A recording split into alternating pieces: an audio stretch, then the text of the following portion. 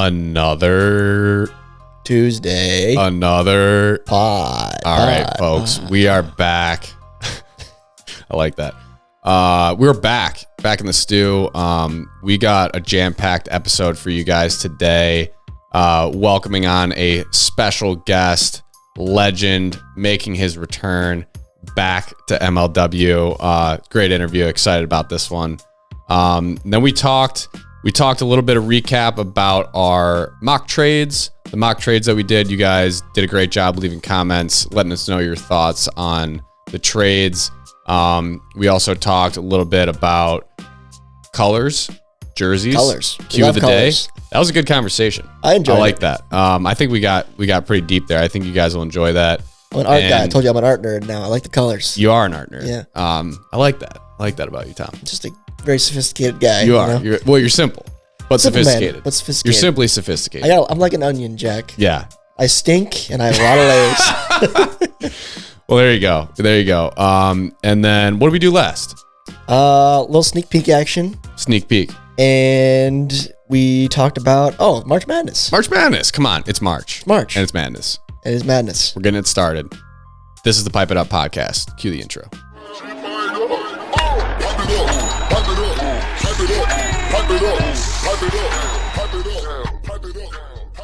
Ladies and gentlemen, welcome back to the Pipe It Up podcast, the official podcast of MLW Wiffle Ball. Jack and myself are in studio, and we have a special guest with us today. Jumping right into the interview, it is longtime MLW veteran and Coastal Cobras player, Andy Durand. Andy, thank you for joining us today. Really appreciate it.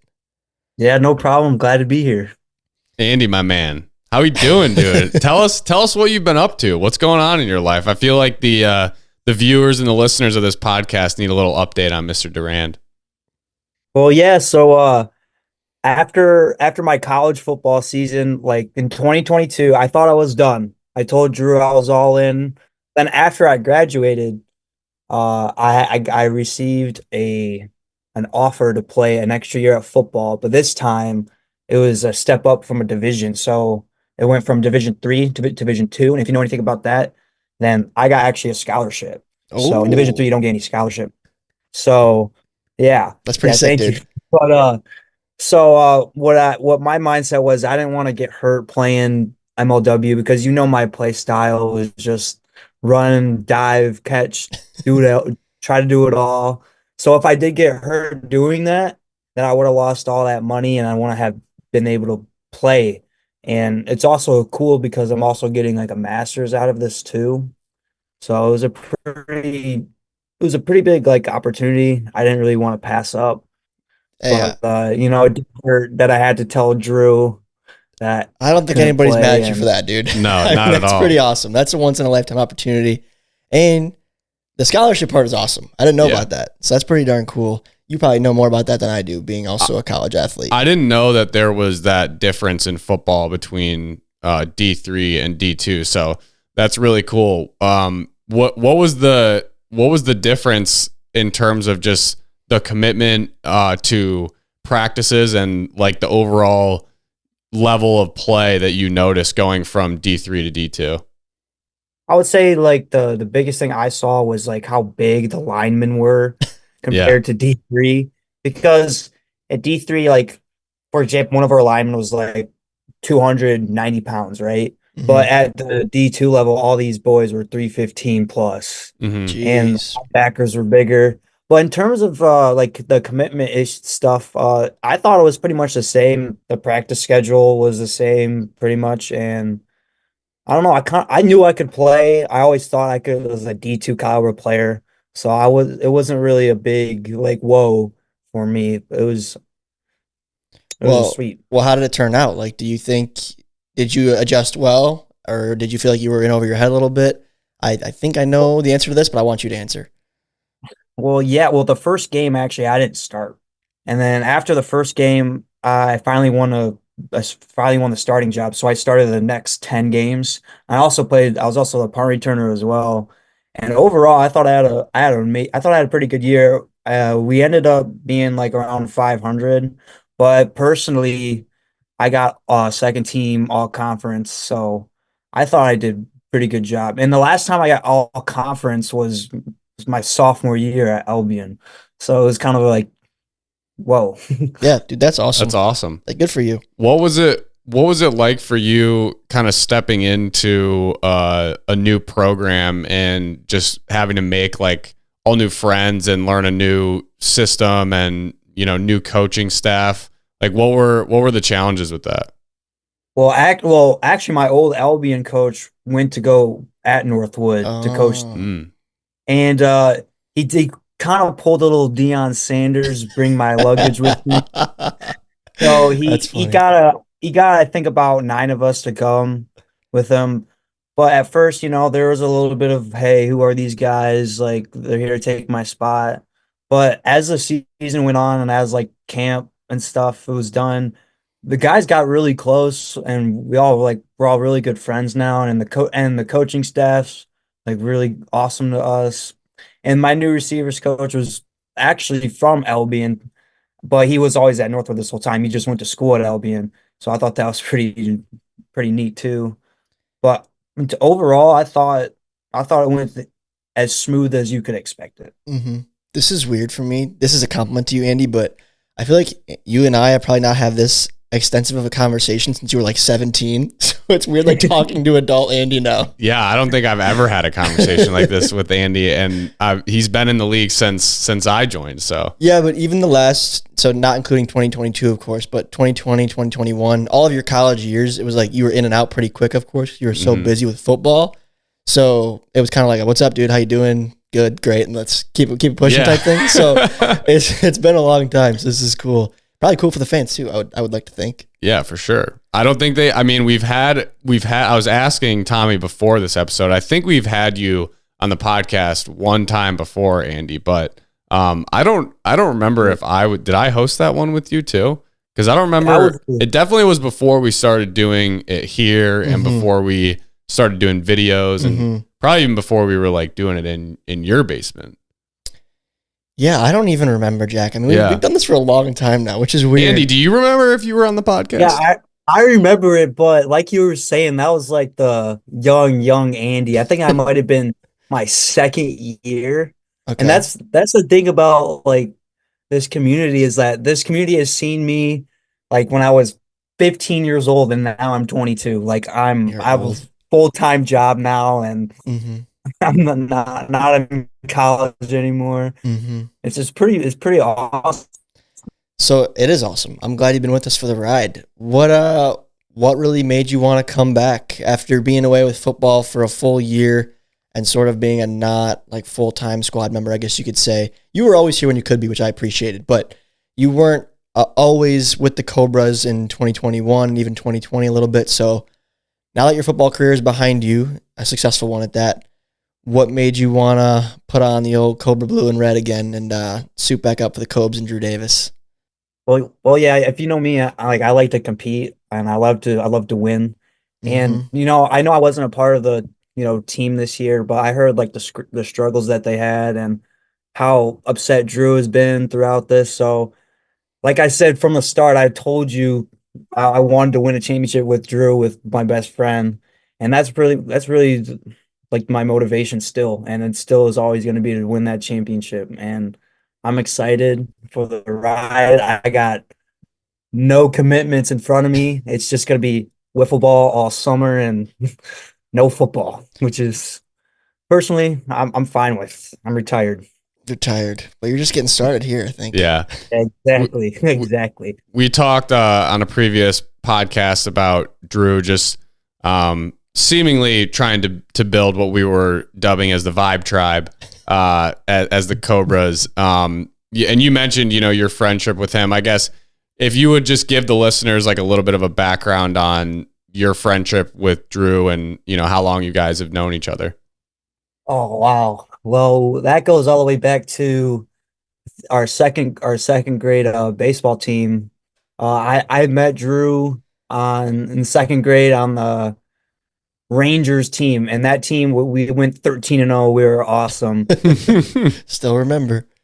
And then right after that, we played travel baseball all the way from like 8U till 16U. that was with the Pinckney Pirates and with Brighton as well. Mm-hmm.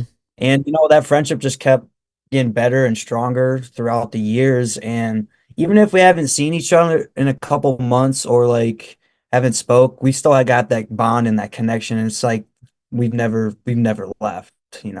So we'll get into a little bit of this upcoming season and what that has in store and your thoughts on that. But I guess just building off of those comments, we've seen Drew get his fair share of heat, whether it be what he's actually doing on the field or his management style. You obviously are closer to him than most people in the league. And with that being said, you probably have a lot of trust with him, I would guess, in the fact that you can tell him what you really think or kind of tell it how it is, right? Because you guys are such good friends. So I guess from your perspective, how do you see Drew as a manager? Do you kind of agree with some of the areas that people think that he might fall short or some decisions that are questionable? Or are you kind of in the camp of just, hey, he's my best friend, like I'm a ride or die with like whatever decision he's got? Well, I think it's a little bit of both there. The reason I love Drew and respect him a lot is that he brings passion to wherever he goes. And with me and like him, we have that trust, like you said. And what I would say is that this trust goes both ways. He'll ask me like what I think of this or what he thinks of that. And I'll tell how it is. And in terms of like the fans and his shortcomings and stuff, just know that he's literally one of the most passionate people I've met, one of the most hardest working people I've ever came across. So yeah, it's 1,100% trust in him. I love that. Love to hear that.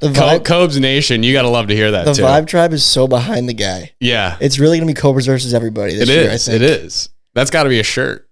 It is. Andy, it always has been. It always has been, man. I don't know. Even because Drew's such a polarizing guy, I feel like the Cobras fan base is a strong one. No, they're strong. I truly believe that. They are. I truly believe that. Even though I think the other 7 fan bases like I would hate to be over there type thing, but the ones that are there are proud. They might have the Cobras might have the most haters, but their fans are mighty. And there's a lot of those fans. There are. When we had that tournament in St. Louis, the Magic last year was our coming out party, if we're being honest, in terms of trying to grow our fans and our fan base. But when we were in St. Louis, man, there were not a lot of purple shirts. Like comparatively, it was majority Cobras fans, and that there's a number of reasons for that. But I mean, some of it's definitely Drew. Like some 100%. Of it is it's like kind of it's like you love them or you hate them. The people, there's a lot of people that What I can say about Cobras fans is that they are loyal. I can compare them to the Detroit Lions with the ups and downs. If one thing I can say about the fans is that they're loyal, and that's awesome for me. It's something that I love. So it's funny too because we make out Drew. I shouldn't say this is where it gets twisted. Yeah, we make out Drew to be this polarizing figure, and he always says like, "Oh, like it's made out to where I'm the villain or I'm this or I'm that." And I swear, Drew is like he has his moments, but he's like a pretty cool, calm, and collected guy off camera at times. Mm-hmm. But then as soon as the cameras are on him, he puts on a show. Like he does it to himself. I swear to you, he puts on a show. He entertains. Like the lights come on Drew, and it's like, oh, I'm back on stage. I can be a performer again. And then he'll complain. They're like, oh, I'm made out to be this villain and blah, blah, blah. I'm like, Drew, as soon as you hear the camera rolling, it's like you activate a different mode of person. It's so funny to me. That is true. That is true. So me seeing both sides of that Drew Davis is just funny to see how it plays out online. Because again, I know the guy behind the scenes, him and I text from time to time. And then we have him on the show, on the podcast. We had that big episode with Drew and the Sawyer drama. And it was the whole time, it was just drama. Yeah. I'm like, Drew, this is why the fans treat you the way they do. Like that. He is. It's one of those guys like, I'm not a drama queen, but deep down, Biggest drama queen. Which I don't, it's totally fine. Even like growing up playing video games, we would like, eat dinner. Like he would talk to my family, all cool, calm, and collected. But then once that Xbox turned on, ding, it would have been backwards hat, sit up in the chair, and he's ready to roll. There was one time we were playing Madden, and he put on his football helmet just so he could get in the mode. I think we could. I need more Drew stories. I need them. I was gonna say, like, I think that yes, when like you're saying, there's almost this switch that gets flipped when the cameras turn on in terms of Drew's personality. That being said, I don't really think it's like acting. Like he's just being himself, and that is part of his personality. Like that is part of his personality. Is all right. Like now the show's going. Like now it's on. Like and he goes into like this different state almost. So I think Andy, you'd probably agree that part of the reason you are such great friends with him and have such respect for him is that he is just unapologetically like himself. I agree. Oh yeah, he's always going to be himself no matter what. Yeah. Either when he's either a bad situation or happy situation, he's going to be himself. And that's another thing I love about that guy. Like he's always going to be himself. It doesn't matter who he's with or what he's around. He's going to be himself. And some people don't like that. But personally, I love when people are always going to be their same self around me or around other people. The way he talks to me is the same way he talks like my dad, Like he's always funny. He's always just doing his thing. So I don't know. That's just him. This is a good segue, I think, Andy, to starting to look at these next few months, next few weeks even, with Drew at the helm. And Drew, what do you want to see from him at the number 2 overall draft pick? Have you talked to him about it at all, or is he kind of doing his thing and you're following him blindly? What's happening there? He talked to me a little bit about it, but as far as I'm concerned, I'm in the dark with that. Okay. But if he ever like wants to or ask for my advice, I would give him to him straight. But yeah, like I said, I'm always going to trust in him no matter what. And overall, with his draft picks, honestly, I've liked him so far throughout the years. So whatever he does, I'm gonna stick by it and give 100% no matter what. Me and Jack have also shown some praise for Drew's draft picks over the years. Yeah, absolutely. Sawyer, Barron. He's drafted well. Very well. He's drafted very well. I'd say him and Jimmy I'd put near the top. Yeah. I mean, you had a good year this year. Well, that was 1 year, but yeah, I probably rank on the bottom amongst a lot of the MLW fans, but time will tell, like a lot of things. So, Andy, although we get it that you're a ride or die, what would you like to see Drew? What direction would you like to see him go, I guess, with the pick? What do you think the Cobras could really use this year to make that push to the World Series? Offense. Okay. Yeah. Interesting. Because you did just trade your one of your top pitchers. I know, but he's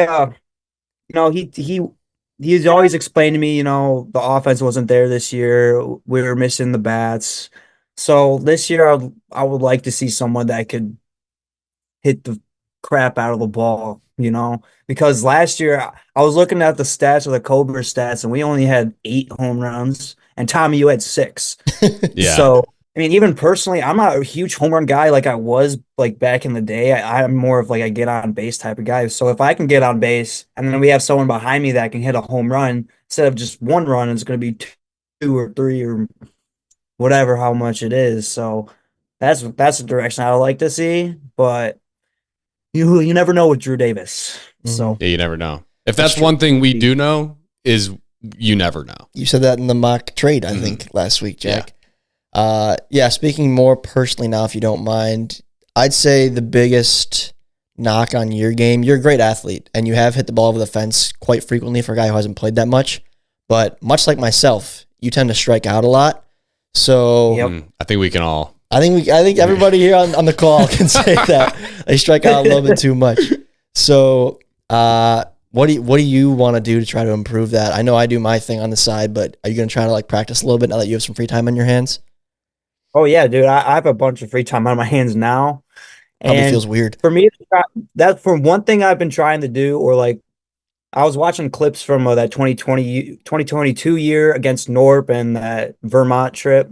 And I noticed that, well, I don't know if I want to give away my secret, but I noticed that my hands were a lot quicker that year than, kind of years past. Like sometimes my hands would be down, I would be late with the ball, but I've been trying to learn and trying to understand that I got to trust my hands because Drew says and I trust Drew with this. He says I have one of the fastest, like, swings and hands.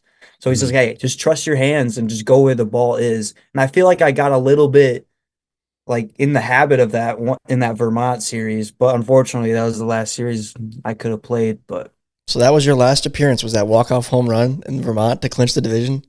yeah. That's your last swing in the league. You might want to just retire now. Yeah. I don't know. That's a cool moment to end on. I think Andy's got more to prove. The best is yet to come. He's got more to prove. All right. On that note, though, I think for all you listeners out there, regardless of what sport you play or, I mean, really whatever activity that you're into, like if you can, like using film is so effective for sports, and something like that, something as simple as what Andy said as he was just rewatching clips, and that wasn't even the whole, like series because he's only seeing certain at bats.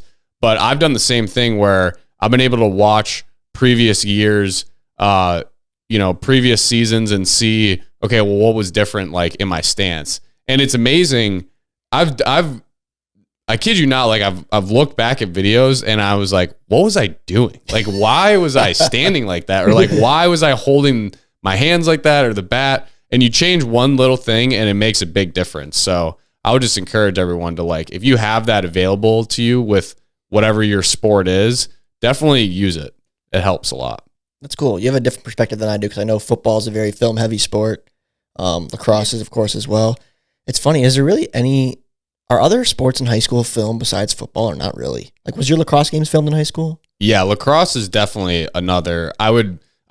We studied film just as much as football. See, baseball, no film in baseball. Actually, probably not as much as football, but still a good amount. Like it was, every week, like it's interesting breaking it down by, different stages of the game, like different, it's not always like we're just going to watch. It's more than just like we're watching their offense because there's so many in lacrosse. There's so many like gray areas, right? Like think of hockey where it's sort of free flowing. Yeah. Like there's a lot of that. So there's certain aspects of the game that's like, all right, you could watch like 10 minutes of just them riding or like clearing the ball. And how are we going to, strategize against that? So it definitely is like film heavy. And I think that gives the teams the individuals and the teams, like I said, in any sport, in my opinion, that can use the film to their advantage and prepare more. Like it makes such a big difference in the game because you get to the point in the game and you're like, I've already seen this. You're not thinking as much, like you're just reacting because you've already seen it and practiced it. I wonder if other, like baseball's bigger down south, right? Mm-hmm. I wonder if down there they have more film on players and games and stuff like that because we didn't have anything. Like there's no cameras rolling during our games. I mean, what I would say for baseball, and I'm not the biggest baseball guy, but I think one thing film-wise that could be useful is just recognizing like the pitcher's body langue and stuff when he's throwing pitches because like tipping pitches is like Jack. Yeah, it's the same. It's the same. That you're right. I mean, you're not. I would say also similar to wiffle ball is like you could rewatch your own film and look at your batting approach and where are your hands, like where are your feet, what's your swing looking like. So I think, like I said, there's aspects of it in every sport. Yeah, I don't know. I mean, it's expensive, I know, and I don't know all the behind the scenes stuff, but I think having a camera like at that MLB style angle over the pitcher's shoulder, seeing the pitcher and the hitter, just those two guys continuously rolling for every high school baseball game would be so beneficial. Definitely. A pitcher's arsenal before you play him. You'd be able to see your tendencies at the plate. your pitch selection. Like, there's so much stuff. We didn't even have that as a resource. I don't think any schools in Michigan do. Probably as far not. as I know. Probably not, but I didn't even know you could watch film for baseball. I thought it was more statistics, like here's the statistics, here's his tendencies, and that's pretty much it. Mm-hmm. Yeah, well, I was just saying, like, I'm taking it back to high school because I know college is different, of course, but in high school, like, I'm sure you've seen film on a quarterback before you play him, right? 100%. Yeah. Every game. Baseball, you have no idea. You're like, oh, this kid's committed to somewhere, but I've never seen him play. But all it takes, I mean, It's true. I would think most schools that could pay for the camera that's filming football could pay for another camera to film the baseball. But you do need you need a camera that's way far away, zoomed in very tight for baseball. You can't like film a wide shot, wouldn't be the same. Yeah, I see that. I gotta call someone. I think I gotta talk to some athletic. I'm not a camera guy. I know nothing about cameras, but yeah. All right. Well, anyways, guys, that was an interesting combo. Andy, I have one more fun topic I wanted to run by you. All right. Kind of a question for you, actually. MLW commissioner Kyle Schultz. He has you as a top 3 guy in a certain aspect of MLW. Do you have any idea what that might be without me telling you? Do you know, Jack? Whisper. I'm going to guess. Yep. Get a mental guess. He's going to guess first. Yeah, you get a mental guess ready. Andy, you can have first guess. I mean, knowing my reputations, probably have to do something along the lines with drippy swag. That's what I was going to say. I thought you guessed that too. That's what I was going to say. Not the correct answer. But how about, all right, my second answer is speed. No. 0 for 2. I thought you would guess the style. I was going to say the drip, as the kids say. Andy loves his drip. Yeah. Yes, I do. But when your name comes up in modern conversations, Andy, is when it comes to players that are best mic'd up. Kyle has Andy as a top candidate for mic'd up. He goes, there's certain guys in the league I can mic up and I know it's going to be good. And the first name he always says is Andy. Yeah. So you're like the number one guy. Agreed. I forget what the other ones are. I think it's you and it might be, it might even be Drew. It might be Drew from the same team. Gotta be Drew. Cheatham might be on there now. Cheatham's come a long way on the mic over the years. I almost think that the mic'd up sessions that are so bad are funnier in a way. Agree. Like some of them are just like so cringy to watch that it's funny. And I don't know if the fans appreciate those as much. They might not, but maybe it's just that we actually know the players a little bit more, so it makes it more funny. But there's some I don't know, gems. You gotta appreciate those too. 2019, 2020, there's some gems of Clayton Price just like not saying a word for 2 minutes. No. Those are awesome. I think those are classic. Yeah, just a mute. But actually, a funny story about the mic'd up thing. When I was getting recruited to Northwood, like during that summer, and when I walked into the meeting and they had a projector, it was Andy Durand mic'd up. He's like, "You know what this is?" I was like, "He's like, nope. Yeah, I was mic'd up for wiffle ball. What you mean?" and they were so fascinated with it. Now all my coaches and their kids are watching MLW, and we're sitting there just an hour talking about wiffle ball and like my highlights and stuff. And it was pretty surreal. I was like, dang, how you guys just look my name up on YouTube before I got here? You're out there. Background check, man. You're out there, a little background check. Well, cool, dude. I appreciate you coming on.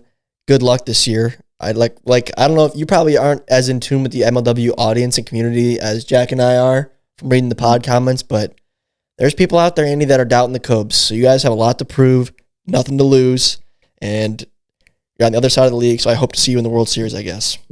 I do. Yeah, you too, Jack, Tommy. And I appreciate you inviting me on. I was super stoked when you asked. Sweet, dude. Appreciate it. All right, well, Andy, until next time, we'll talk soon. I'll see you in a few weeks, hopefully. Yep, I'll see you. All right. Go Cobras. Peace out, dude. Thanks, Chief. All right. Thanks again from Andy. That was legit weird. I have not talked to that guy in so long. I know. It feels like it was overdue. Adult Andy. It was overdue. Yeah. We're all growing up, man. It's wild. They just grow up so fast. They do, but that means every player I see it makes me feel older, really old. Exactly. That's the problem. Like, I know Andy as the high schooler. So old. Not the college graduate working a full-time job. I know. You know what I mean? I know. Absolutely wild. But I do appreciate him coming on. Very nice of him to do so. And right now I want to plug our next upcoming MLW tournament, which is Jack is the defending champion of the Peoria. Midwest Slugfest Yes. in Peoria, Illinois. That's happening on April 20th and 21st. Open to the public. For you guys who've been to a tournament, you kind of know how it goes. If you've never been, it's a super fun environment, super welcoming for all skill levels, all ages. Sign yourself up a team of 3 to 4 people. Come out, meet a bunch of MLW players, play some whiffs, and It was just a blast. have some fun. It was an absolute blast. It was the first tournament last year that I went to. It was the first tournament that I had been to in a long time, since like one of the very first tournaments that we had hosted. So I was super excited to go there. The facility was awesome. It was a great time, just great vibes. Talk about a vibe tribe. That whole event is a vibe tribe. It is. So very cool. You guys should definitely sign up, make your teams, all that, man. It's a great time. Yeah, once again, this is April 20th and 21st in Peoria, Illinois. Call it the Midwest Slugfest. It'll be linked in the description below. First link on Spotify and Apple and YouTube will be to sign up for the tournament, and there's more information about it also on MLWWiffleBall.com. But hope to see a bunch of you guys out there once again in Peoria for, I think, this is probably our 5th one there. I think the first one was 2020. Wow. Crazy. That is crazy. Crazy, but shout out to the Louisville Slugger Sports Complex. Yes. All right. Real quick to backtrack to last week, Jack, I wanted to talk about the mock trades again. We said we'd revisit it. Yes. Thank you guys all for tuning in. A lot of you guys left your feedback, mostly that I'm whack and that my trade for Pishka was terrible. Definitely saw a lot of that, so I understand. I'm not arguing with anybody. I'm whack. I'll take it. Fair. I wanted the input and I got it. You asked for it. And not so much to my surprise. To my surprise, as of when you first told me it on the podcast, but after thinking about it and reflecting, I think the most popular and well-liked trade, Jack, was the one that involved Cratch and the draft picks from the Cats. You think? I think so, from the comments that I saw. I like it. I mean, I when I was originally brainstorming the trades, I was like, I want to do one that would be like a blockbuster, like a big name mover. And I mean that they'd have to give up the kitchen sink for him. So no, but I think like it didn't really feel like the kitchen sink because they're getting Ryan. Right. But for the Preds, with the potential you're going to see there in those players, if it pans out like it did for you, it seems like a fair deal. It really does. Yeah, it does. That's why I liked it so much, is because it's like, whoa, Ryan Crash, he'll never get traded. But when you saw what they were getting back, and when you argued about how the Preds hadn't won with him, I thought it made a lot of sense. I really do. So, and the fans seem to agree. Thank you, guys. I wanted to give one more fan shout out. So I won then. Sure. It's always a game with Jack. It's always a game. I do have a note here, too, for the pick that I found the most intriguing / fun from the fan comments, Jack. Let me know what you think about this.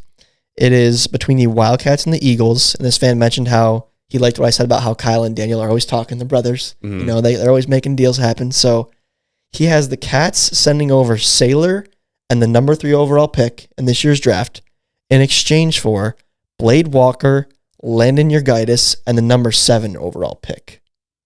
I found that one to be intriguing. Intriguing for sure.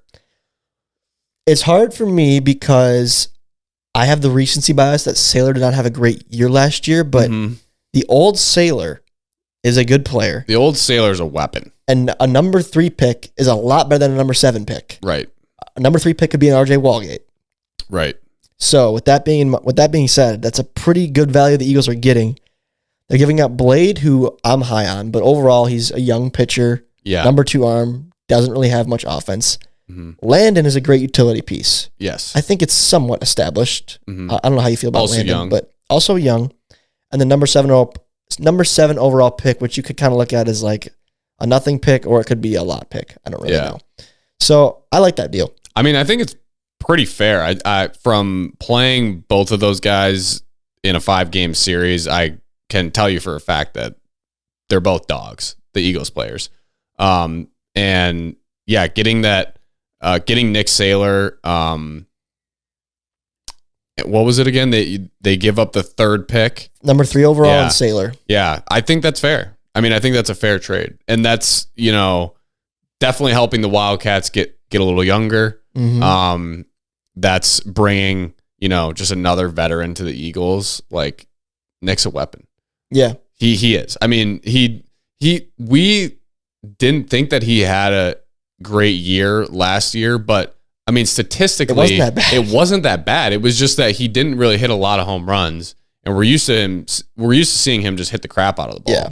And he didn't really do that last year. But again, like we've said this so many times on the podcast, but the nature of our seasons, the amount of games that we play and the amount of at-bats is just so small. Mm-hmm. It's so small. So like the variability between 1 or 2 seasons is crazy. And for a guy like Nick, I mean, I don't think you can just say, oh, well, he didn't hit, 6 home runs this year. Like he's washed. Like, no, he's not. Like no way. It's a very small sample size, and a bad day or 2 bad days is 40% of your season. Right. Yeah, so exactly. It's tough. I will give you that one, Jack. So I found that deal intriguing, and I appreciate all you guys who left comments about the mock trades and submitted your own trades and that sort of thing. So we love seeing that fan interaction as always.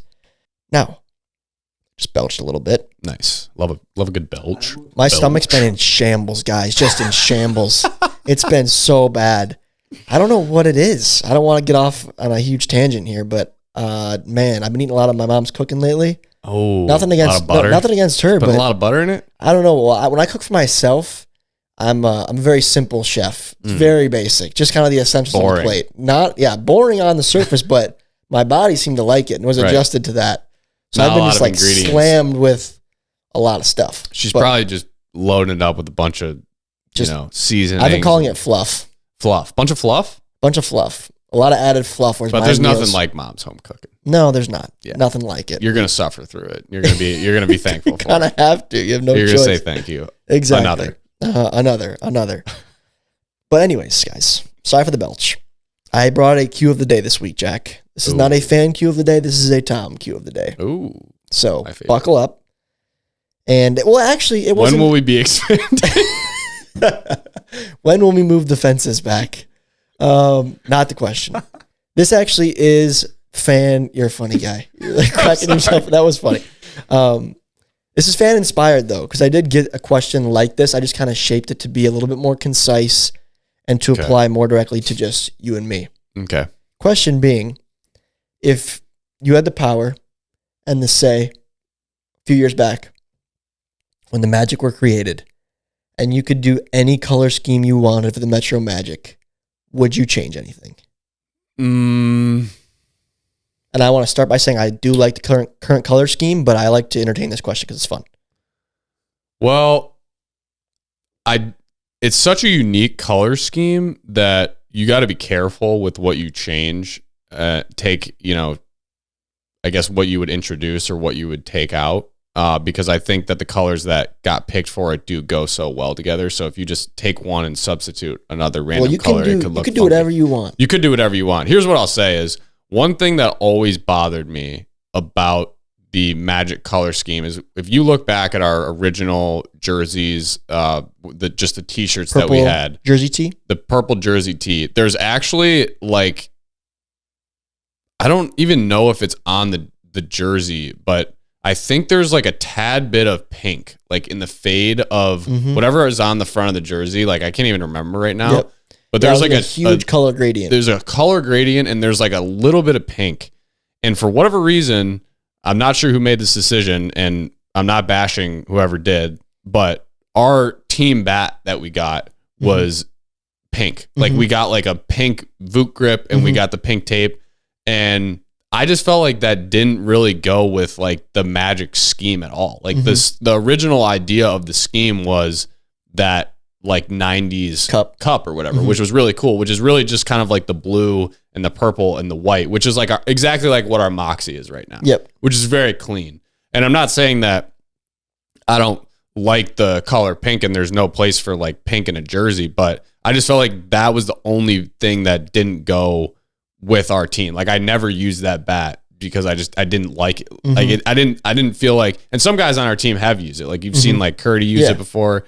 But that was the only thing that really bothered me. I think like, it's hard for me to be like, oh, take out the purple and sub something else in because I wouldn't, it's tough for me to like picture that in my mind. Like, I think that the idea behind the scheme being that 90s Cup logo like was so intentional and it goes so well together that if you were going to change it, I would just change it like completely. Yeah, Like I would just do a completely different thing. That you could do that if you wanted to. I'm saying if you could restart from scratch, but it sounds like you like the cup theme. I loved it. Like when it was first proposed, I thought it was very unique and sort of like nostalgic. Even though we weren't, we were late 90s kids. Like we weren't necessarily, probably peak of that cup's existence, but like everybody sees that cup and they know what it is. And I will die on the hill that I think that the Magic have the best Moxie jerseys right now. Die on the hill. I will die on that hill.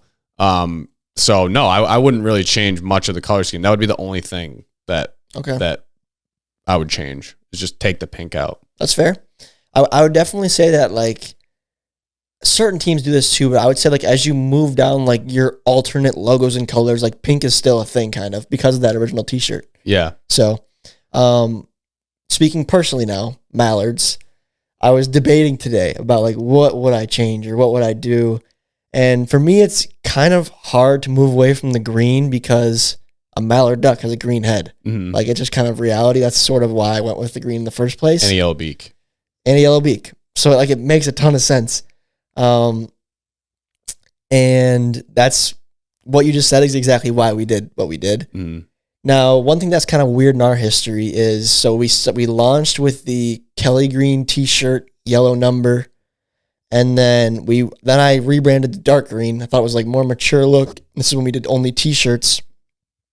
And then we got a new logo from Cole Story, and we moved into the Moxie, the alternate stuff like that. Yep. And when we got the Moxie jersey, sort of unintentionally, again, this was just a one-off with Triton before we had a partnership with them, and we did the alternate black jersey. Stomachs and shambles. That green on the black jersey is very much like a Kelly green. Mm-hmm. It's not a dark green. Like that green didn't match the Moxie jersey. Yeah. So that sort of forced my hand back to Kelly then with the hat and the new jersey. I wanted it all to be cohesive. And I actually love how the Kelly jersey turned out. I think it's phenomenal looking. So I don't have too many bones to pick. The one thing I'll say is I've never been a yellow guy. And I don't know if that's because of me being born and raised a Michigan State fan and our rivals were Michigan, and that just like was bred inside me to not like yellow. Could be my mom poisoned my brain like that. Mm-hmm. Poison in my stomach, poison in my brain. But I've never been a yellow guy. But again, I don't dislike how it looks. Right. And it's also funny because I went through a phase, still am in this phase, Moneyball. We talked about this last week. I love Moneyball, favorite movie. And I used to wear an Oakland A's hat after I first saw Moneyball, and it's the same green and yellow color scheme, so it kind of is a full circle thing. I do love, one of my favorite combos in sports, I love our Spartan green and white. Yeah. I even like our Lions Honolulu blue. I think it's unique, bright color. I love the Miami Hurricanes colors, green and orange. Green and orange is tough. They are really clean. So sick. So I think if I had to go away from yellow, I would go orange. But I'm having trouble like picturing that playing out like our jerseys do play right now. I don't know. It works so well for Miami, but I don't know if it would work for us. I don't know. It's weird. I kind of agree with you on the yellow. Like yellow in accents is okay, but too much yellow, I think in jerseys like doesn't go well. I think you guys have done the right amount of yellow. Michigan, of course, is maize heavy.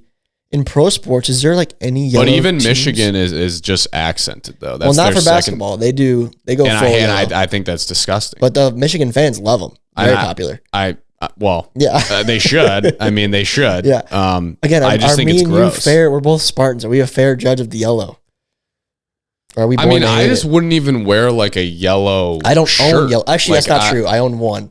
But the closest thing I have is like a sweater that I wouldn't even say is yellow. It's like a light gold almost. Like it's not like the yellow that you guys have in your jersey. I like for clothing, I think a nice summer yellow is a great like t-shirt to have. Like almost like an Easter egg yellow. Yes. That's a nice I have a Patagonia t-shirt that's a yellow like that. Yeah. And I bought it specifically because I have no yellow. Right. I was like, oh, this will be nice. I don't have anything in my wardrobe that's this color. This will work well. Yeah.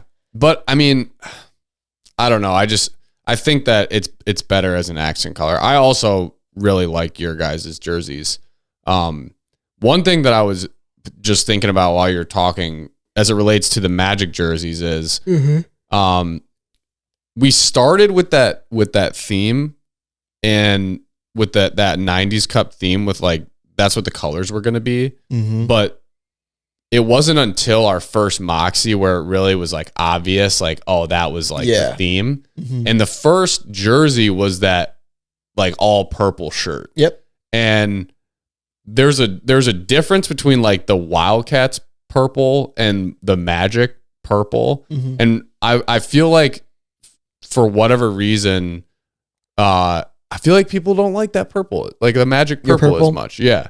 And I think that maybe with these new, like, this sounds really dumb, but like I do think people like, it's like, what team are you going to root for? It's like, oh, I don't know. I like their jerseys. Like, I like this guy. That's a fair thing. Yeah. Like, we've got some, some notable players on our team now in our organization and some really fly jerseys. So, I mean, I don't know. I feel like when we were first starting as a Magic, like, we had nobody on our team like that anyone knew of other than me at that point.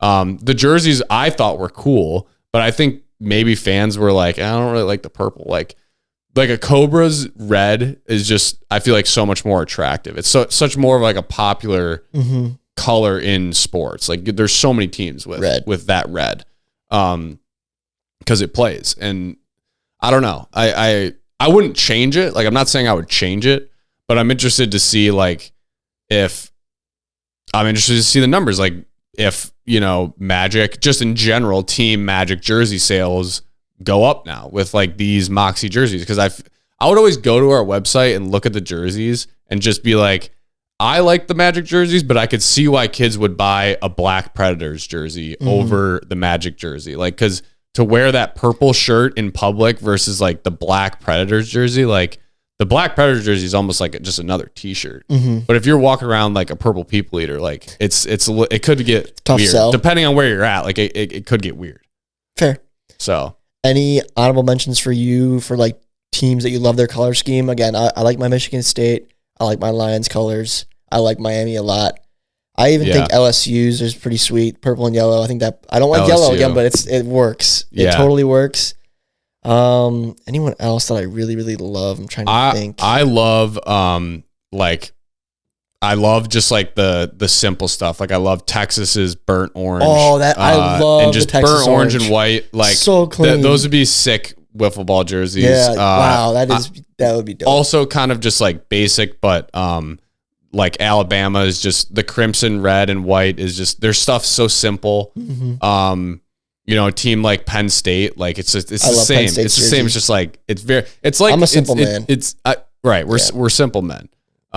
It's uniform. Like, it's Well, I don't know. I guess I like what I like. I think simple plays so well, especially in football. Right. Simple plays so well. I think with just a darker accent color like a burnt orange or a navy or a crimson, and then a hard white number plays so good. I think biasly, I also feel like I always gravitate towards like the black and orange teams, like from our high schools or our high school colors, black, orange, and white. So like an Oregon State or it's funny, even like the Baltimore Orioles. Like, I always just like I see their hats and I'm like, gosh, that hat's so sick. Cool. It's funny, but orange like doesn't play well in clothing, like everyday clothing. No. But on the field, the black it looks sweet. dominant, black dominant with like the orange writing. Yeah, I agree.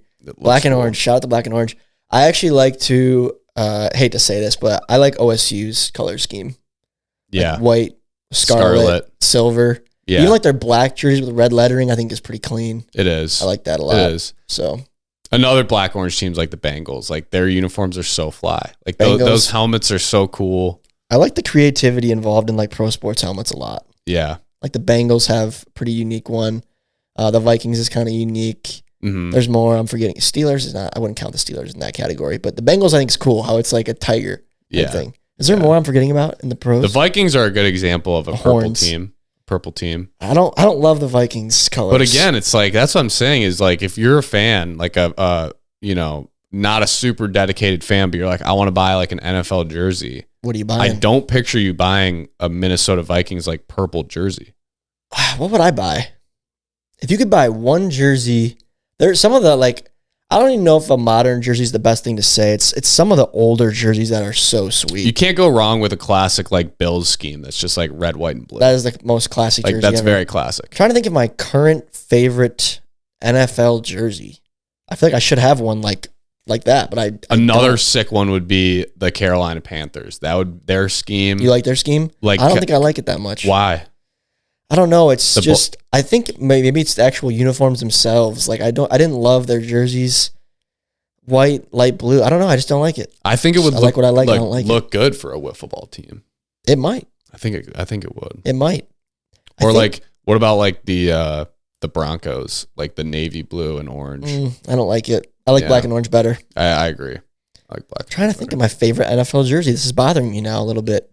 I like if the Lions do this right this year, which there's a lot of fan pressure to go back to like the Barry Sanders era type jerseys. Yeah. That could be my favorite because I like the colors, but I wouldn't say I love the Lions' current font as well as like I think the blue plays better with a hard white number. Mm-hmm. The contrast there.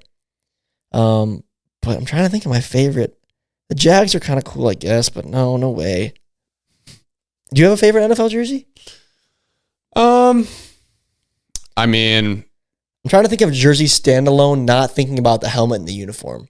yeah, just like if I was just gonna buy a jersey, it's so tough because I would feel like I'm cheating on the Lions. No, I know, me too. For the record, if I could buy any NFL jersey right now, it would be a vintage Lions Dan Campbell jersey. Yeah, I want that on record. I do really like a Kelly Green Eagles jersey. Those are cool. Oh, that might be my favorite. That might be it. Those are sick. Yeah, that might be it right there. Like a Jalen Hurts Kelly Green jersey would be pretty. Because that is worn currently, so I would count that as a current jersey. Mm-hmm. Again, I said though, did I not say retro jerseys are sick? Yeah, retro jerseys. That does work though because they brought it back.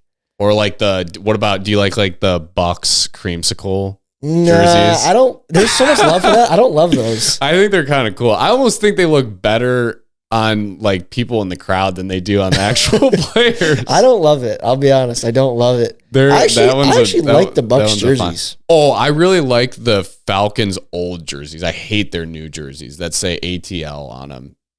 Maybe I shouldn't say that because we played there, but the old ones. Their new jerseys, like with their new font, and they just say like ATL, like the jerseys that like Michael Vick wore, like those were way cool. The red and white, the red and black is another great. It's a sweet scheme. Like the Cobra, like picture the Cobra's scheme, but with black instead of white. Yeah. That's mean. Yeah, that's like that's mean. That you Falcons mean business. Cool. You mean business. Those are two what jersey power I kind of colors. like a lot. Again, it's just simple and I just like the dark color white contrast, like the Kelly Green. I like that. Colts. Yeah, the Colts. Simple, yeah, but I like it a lot. It is very simple. I like the Colts jersey a lot. Yeah, that might be the one I get. Colts jersey. Yeah, I can't think of a player that I would want to get on the Colts, but like I think the Colts is just a clean. Ravens are another purple team. A Ravens jersey looks jerseys. Good. Kyle loved, and you wouldn't think it would. The purple and black. That purple and black, because the black, the black neutralizes it. It's like if you go with a Vikings jersey, you got purple and then you got yellow, which is like and the whites. Those are both. I think a little bit loud. Like the Ravens, the black calms the purple down. Kyle, I don't know why, because him and I are always thinking about this kind of stuff, I guess, but he's said on multiple occasions how like when we watch the Ravens play on TV. He's like, that is the perfect font for that color scheme and that jersey. Like everything about it is perfect. Oh yeah, very well thought out. Guys that make jerseys for your wiffle ball league, take note of that kind of stuff. But the Ravens have there's a stroke on the number, like there's an outline. I think it's gold, and there's also a little drop shadow on it. So it's like an interesting thing happening there on a jersey. You don't really see shadows on jerseys a lot. I don't think it's perfect. But the Ravens have it, and it is beautiful. Perfect. Shout out to the Ravens jerseys. I do like the tough to admit, but I do like the Niners. I do too. Color scheme. I do too. Their jerseys are cool. That would be another like a George Kittle. Because the jerseys don't have a lot of gold, isn't it? Just kind of hard red and white. Yeah, it's also that sort of like it's not like this red. It's like it's a little darker. It's more of like it's a soft red. It's darker than like a scarlet though. I think Whatever it is, I like it. Know. I like it. I like it. I've come to the conclusion that I like a beautiful color, just contrasted with white. You cannot beat that. It's so clean. Like the Tigers are another good example. I like the Tigers color scheme a lot too.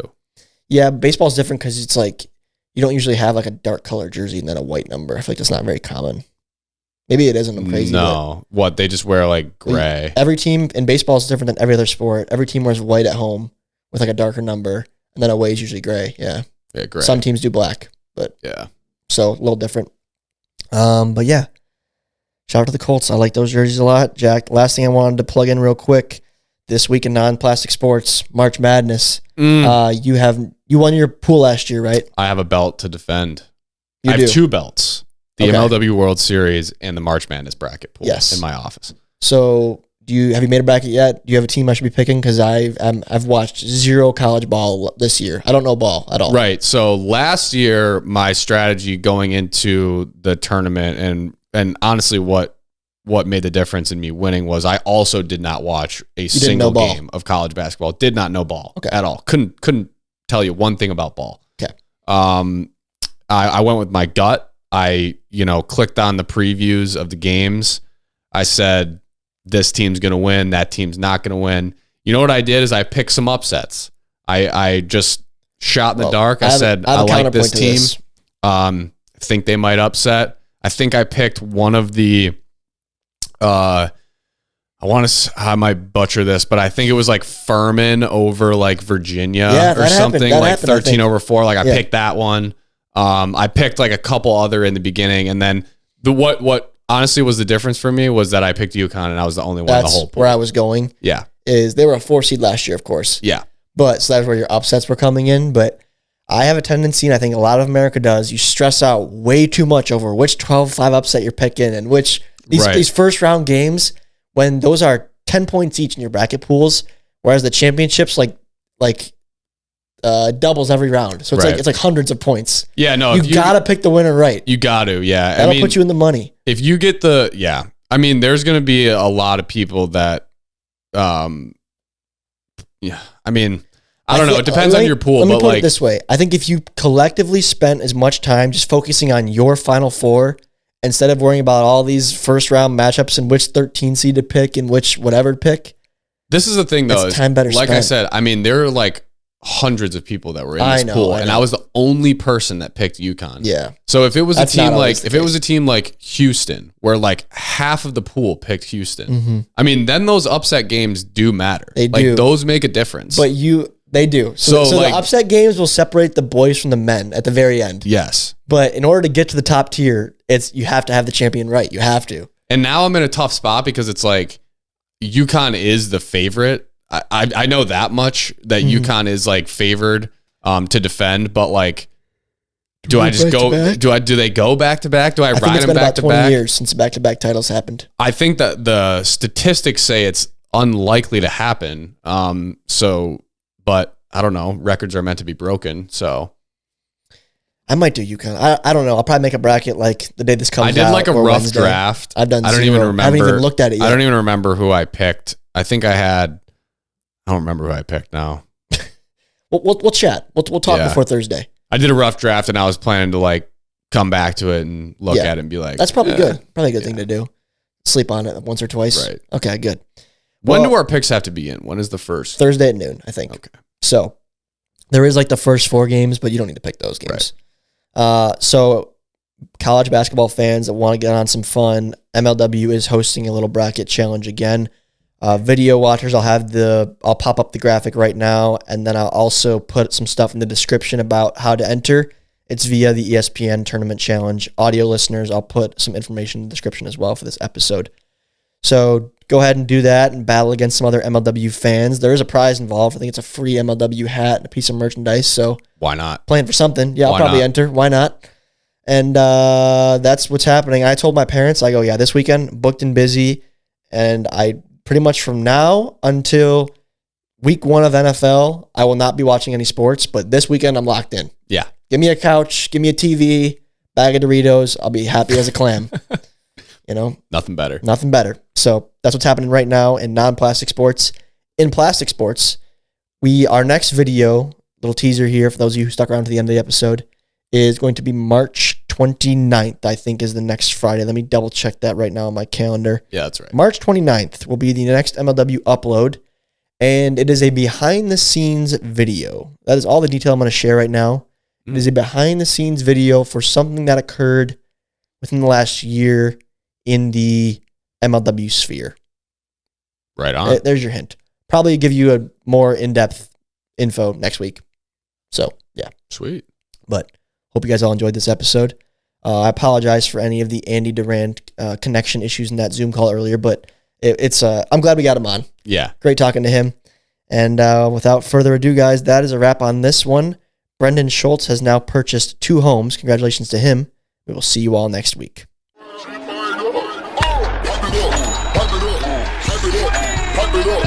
it up.